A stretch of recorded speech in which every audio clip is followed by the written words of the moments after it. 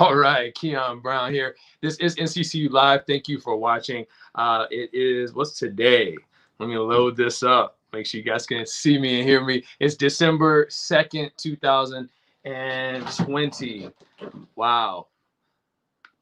So much has happened since the last time we saw you. We took 1 week off. 1 week off. We have a new president.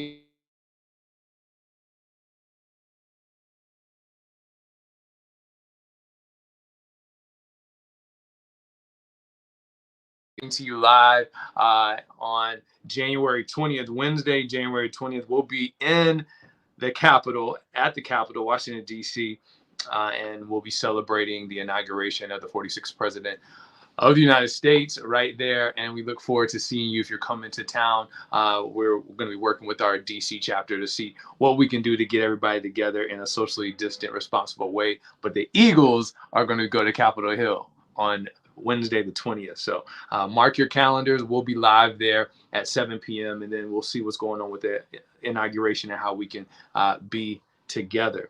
Let's see what else is going on. We're celebrating, of course, 110 years of truth and service with North Carolina Central University. Since the last time we saw each other, we had online homecoming, virtual homecoming. I hope that you enjoyed Fish Friday. I hope you enjoyed the ultimate homecoming experience put on by athletics and the university. I want to commend all of the partners that made it happen. That was a nice event. That was a really great presentation for the university. It took time, it took effort, it took cooperation, and I just want to say thank you for putting on that effort, NCCU. Job well done. Thank you to all the teams that put so much work into it, from the DJ to the host to all the people on staff that recorded videos. I mean, it was a class act, so I really appreciate it. I'm always proud to be an Eagle. Thank y'all for doing that. All right, let's bring in who we've got first. We've got Dr. Brandon Kimble. President Kimble, how you doing, big? Hey, I'm doing great, my brother. How you doing? Man, thank you so much for being with us. I'm excited about you and all that you're doing. Can you tell people what you're up to and where you're from and all the stuff that you got going on? Talk to us. Well, from Petersburg, Virginia. Currently, today, released a book. Hey, here. Which one is that?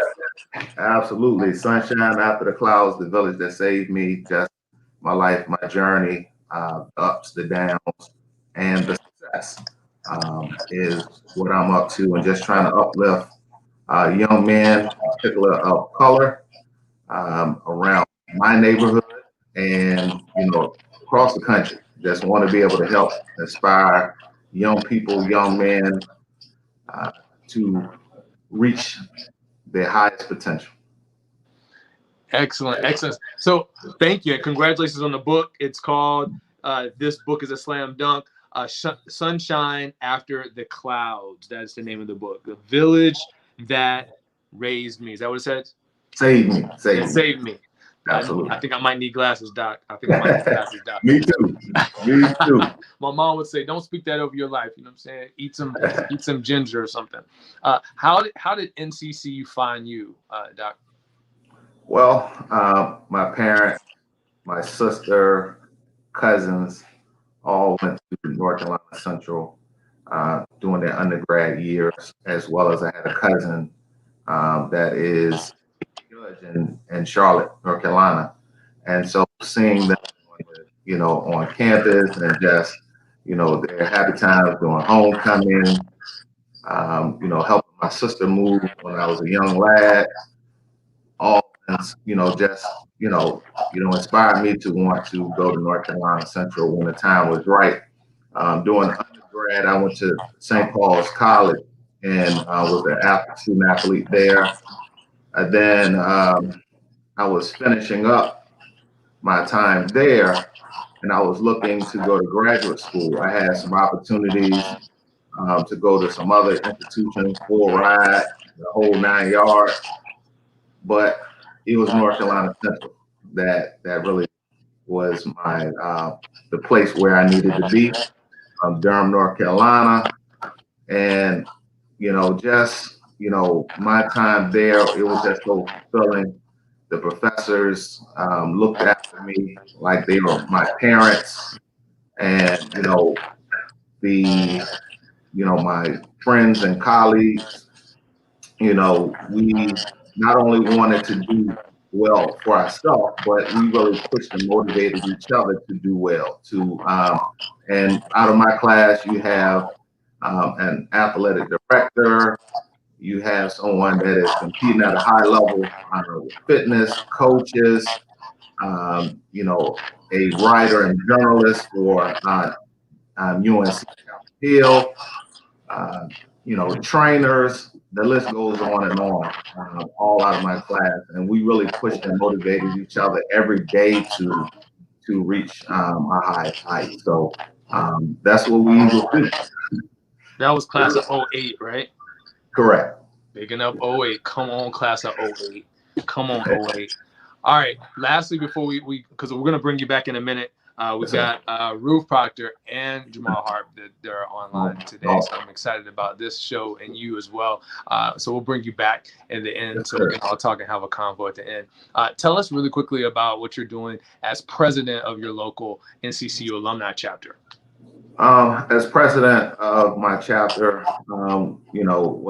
it's a collective effort, number one. I just have a title as president, but currently right now we last homecoming we had a virtual membership drive, and one of the things that we really want to do is connect with students on campus. We've done a great job of making sure that some of our older alums are straight and well taken care of.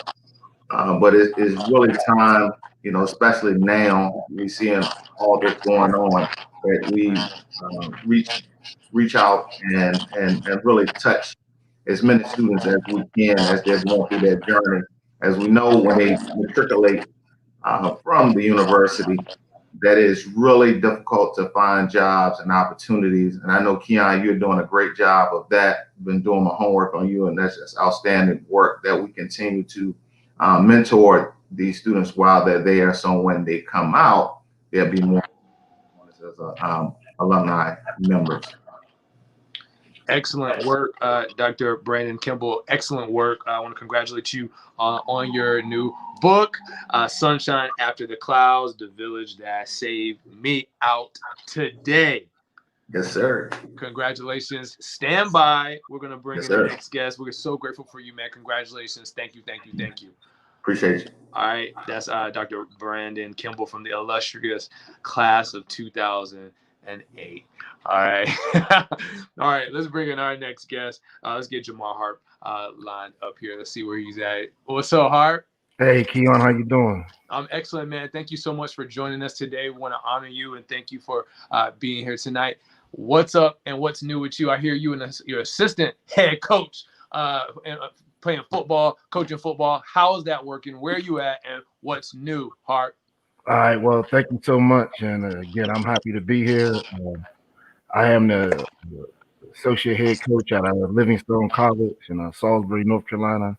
I've been in the industry for a while, and I actually spent a lot of time coaching on the sloping hills in Verdi Green.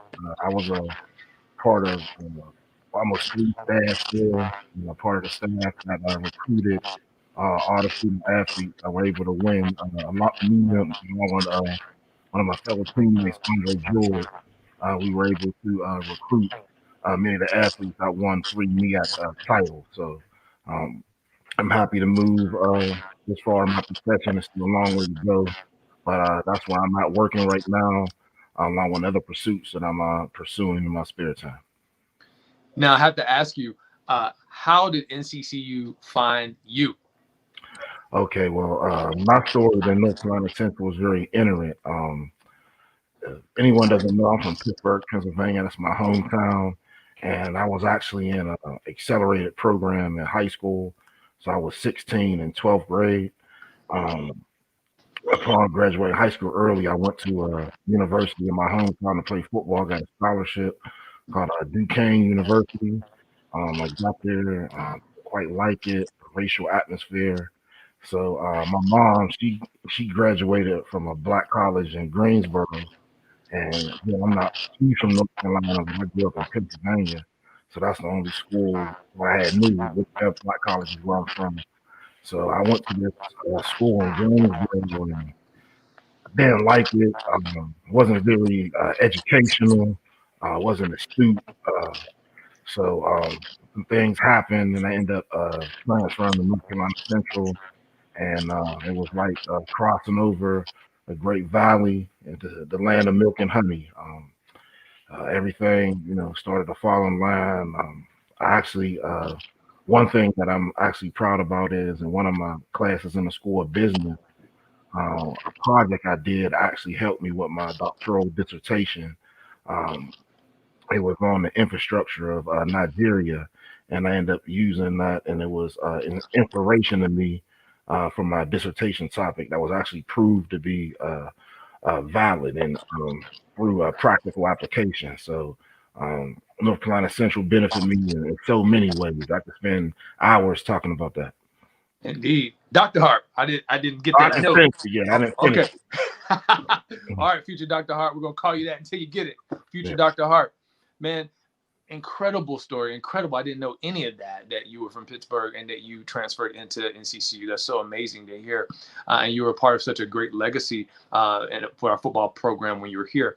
What was that like? And what is the future of football recruiting, specifically the I don't want to say celebrity, but the top tier student athletes? How are we going to attract them to the HBCUs that we love?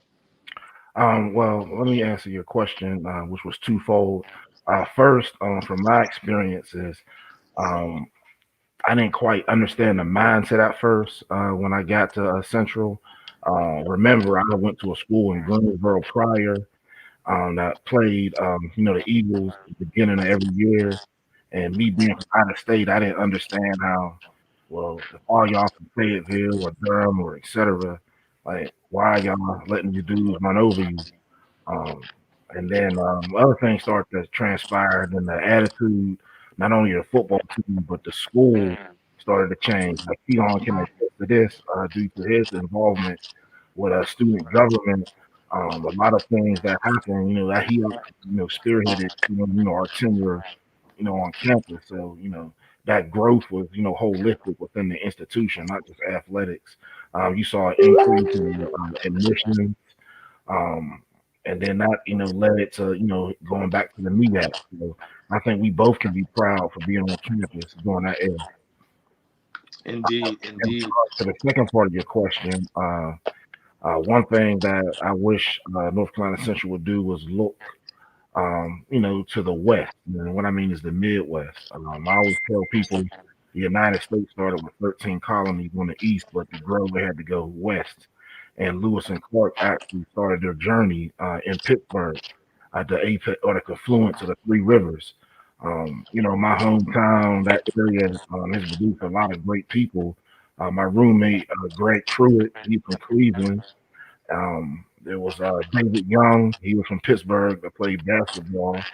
And I just wish North Carolina Central would look more to the Midwest. Again, we don't have black colleges up there.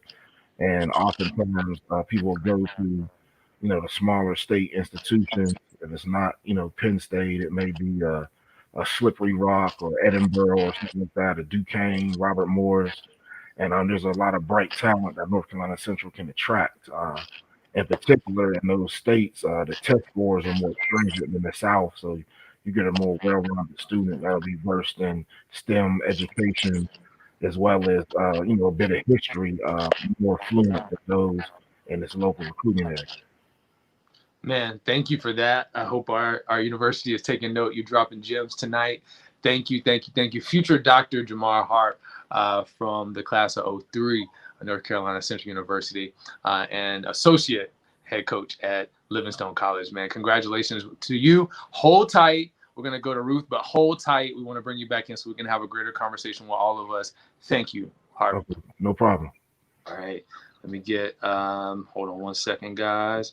There we go. Another proud Eagle. So excited about our alumni who are excelling in so many different areas. Thank you for watching this. We're so grateful that you guys are tuned in tonight. Let's get our final guest, saving the best for last, right? The Ruth Proctor. So grateful for you. What's up, Ruth? How you doing, Tiana? I love all y'all equally. I just had to throw that in. only lady in the group. Come on, come on, come on. How are you? That's how we do, huh? Yes. How you doing? Oh, I'm somebody doing said good. How okay are you? haircut. Somebody said okay haircut already. You already getting chats. Yes. What's the latest, Ruth? I hear that you got a new book coming out. Yes. I love the book cover. Yes. I do too. I survived. You can too. That's a. Yes. Can we just get into this cover real quick? Can you describe what's happening, Ruth, in this, please? Yes. So of course the army fatigue is, war. I have survived a lot. A lot of people, they think that they know me, but they really don't. I have survived a lot of stuff as a child and as an adult, and it's time for me to speak my truth and to try to help, young women and men that have potentially dealt with the same pain that I have.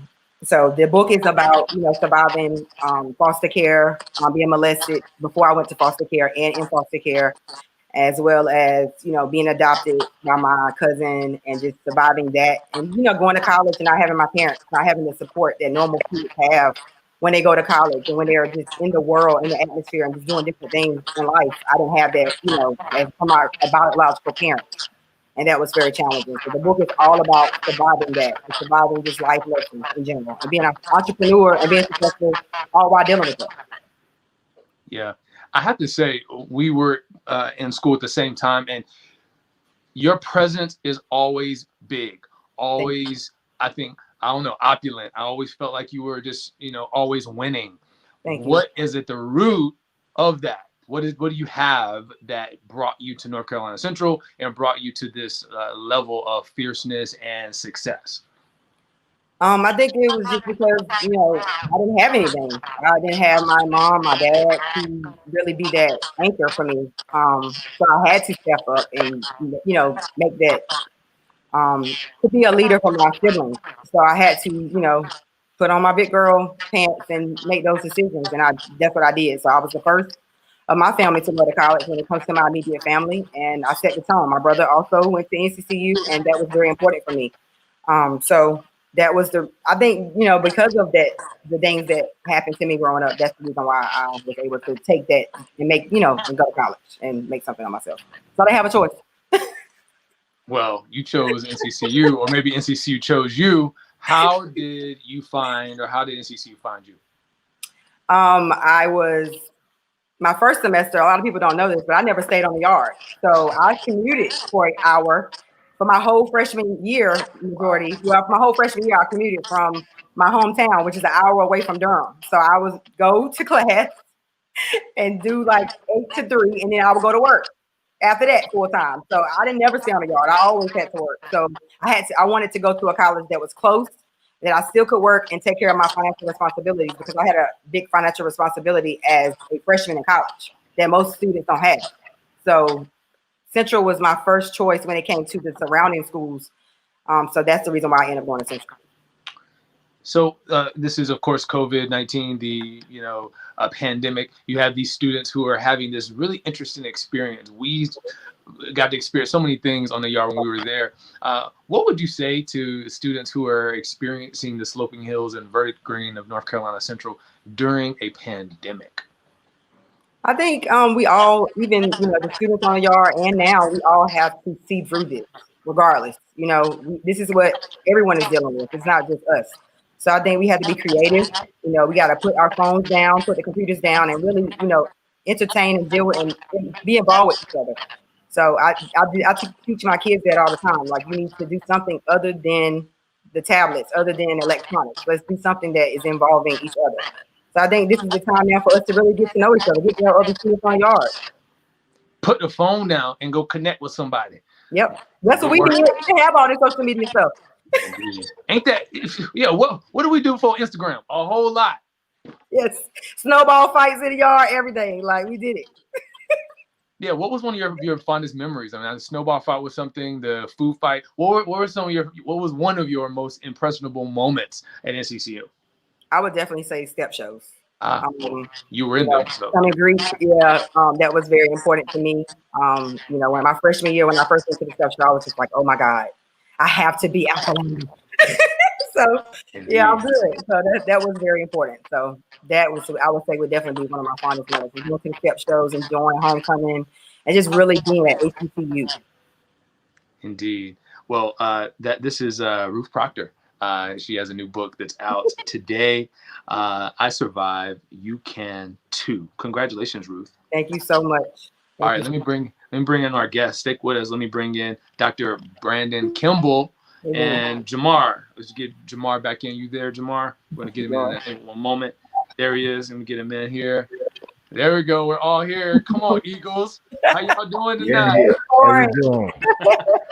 It's so good to see. So good to see all you guys together. We were doing this because we want to make sure we honor our people. You guys are doing exceptional things in the planet. So thank y'all for being with us. I want to ask Ruth a question about women's rights or things that are concerning women in the advent of this election and our first Black female vice president. What are you thinking? What's on your mind these days concerning that? I think definitely leadership. Really showing that females can, be in leadership positions just like, males. I think it's very important for us to highlight HBCUs because everybody, a lot of people there's been a lot of controversy around, PWIs and HBCUs, but it just shows that HBCUs do produce, Black educated people, not just females, but, people in general. Indeed. Jamar, I want to ask you, you work at the HBCU. What are some of the trends or some of the things that you have seen kind of consistent at HBCUs, whatever it might be? What's a consistency amongst HBCUs that you've been a part of? Okay, so that's a great question. In regards to the HBCUs I've worked at, which has probably been over 10 so far, the one thing I can see is the use of technology. The kids, as you were stating with Ruth earlier, they don't talk to each other or even, text.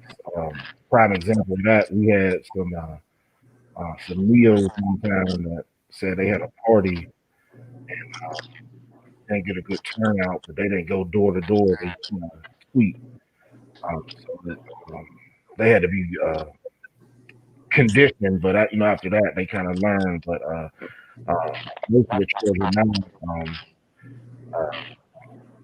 along with the technology of video games, most of the HBCUs now are trying to incorporate esports as a curriculum and athletic component to gauge on my students' ability to either sit and play video games all day and monetize it. So that's one thing that I see holistically, throughout HBCUs that is being used. That's excellent. Use of technology in EA Sports. That's definitely a trend that I've been following. Dr. Kimble, what are you seeing from your vantage point? You're a recreation major. What's up for you, and what are you seeing? What's new for you as far as trending topics or things that you're kind of like following closely? There are several.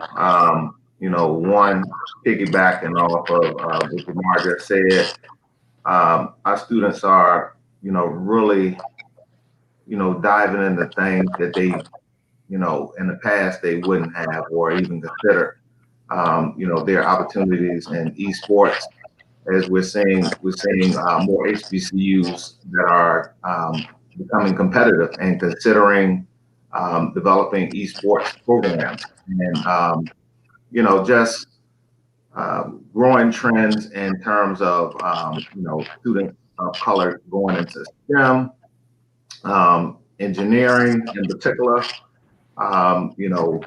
developing skills in coding, because it's just so important that they develop those skills and technological skills to be competitive in today's job market. Indeed. All right, round robin, very quickly. Your first in the CAF, your first trip up to the line. What is your favorite meal? Your first trip up to the line. We'll start with Ruth. Of course, the fried chicken and macaroni and cheese. Fried chicken, macaroni and cheese. Okay, all right. I'm a country girl. Got it. I'm right behind you. All right. Dr. Kimble. I guess she stole mine, and so I guess I'll go with the fish. But it's always a strategy. You grab a couple drinks, and you put those on the table, then you go back as far as grab your meal. So that was my strategy. Yeah, you got to kind of You're smart, prolong man. it a little bit. That's because you was waiting on somebody to come. You were waiting on the folks to come. Hey, we ain't gonna talk about that today. All right, Harp, what's your favorite meal on your first trip up? Definitely that Friday fish. Fresh out the grease. I had the guy give me some fresh ones. I can't sit there. Yes. Indeed. I can't remember her name, but she's a lady who always was at the front, swiping in. She's still Angie. She's still there. She is still there. Yeah. Man, looking out, good looking out, Yes. Angie. All right. So what'd you say? I didn't have nobody's meal plan. You was cooking. You was probably bringing meals to campus for people. It was probably one of your cooking. We already know. All right. As we wrap up, we're gonna go around around again with your final thoughts, something that you want us to be left with, and we'll start with you, Ruth, author of your new book. I'm excited for you. Your final thoughts. I'm having an event December 20th at the Beauty Bar in Raleigh, North Carolina. It is a private event. You have to RSVP on my website. It's www.aruthproctor.com. You can also follow me on Instagram at a.ruthproctor.com. And I'm also on Facebook as well. But I would love for everyone to come out to the event. I will have books at the event. You can also pre-order the book on the website as of right now. And you can get a bundle as well with the t-shirt. Come on, let me just show this one more time. I survived. You can too. We gotta get into this cover here. Okay, gotta get that book. All right, congratulations, Ruth. Thank you. All right, Dr. Kimble, your final thoughts. Well, I'm gonna put out a CTA. All of our alums that are out there, find a way to get back and mentor a young person on campus. Part 2, donate a book. Donate a book to a young person in your community. And guess what? You can donate this. You can go to my site, kimblesport.org/shop. Get a copy of the book. The ebook is out right now. The printed version will be out later this week. That's all I have. Thank you again, Keon. Ruth, I'm gonna get a copy of your book. Yours too. Yes. Yes. All right. Thank you. And last but not least, future Dr. Jamar Harp. Your final thoughts, sir. Thank you so much. So again, Eagles, as previously stated, just like the United States, please look to the West for growth and expansion. There's a lot of Black people out there, after 1865, we decided we ain't want to live in the South. So we all got off the same boat. Secondly, I would like to network with of my research outside of my job. If anyone doesn't know, my dissertation topic was the exclusion of Africans, and I use that term in a diasporic sense in United States soccer. I was able to prove using quantitative analysis the African origins of soccer, which roots trace from Angola to Brazil. And my goal is to expound that into our community and hopefully get the soccer team out of North Carolina Central. So please stay on the lookout for that. I know that we created the field of soccer as all the style of play that you see, the tricks and all that stuff. We invented that, and I want to get that message out. Hopefully, we can get that soccer team out of North Carolina Central as well as other historically Black colleges and universities. Man, thank you for that excellent topic. Looking forward to hearing more about that. Talk to Ingrid Wicker-McCree. I've been trying to get soccer. I think we're gonna get women's soccer first, but definitely holler at her. Thank y'all. Remember, all you guys are watching, join the NCCU Alumni Association at nccualumni.org and make a recurring gift to the university by visiting eaglesgive.com. I just did mine. I'm doing $20 a month. Okay, who's going to match me? $20 a month. Oh, come on, who's going to do it? $20 a month. Who's going to do it? Thank you, guys. Remember that an eagle is no common, ordinary barnyard fowl. You guys take care of yourself, take care of one another, and fly high. Take care.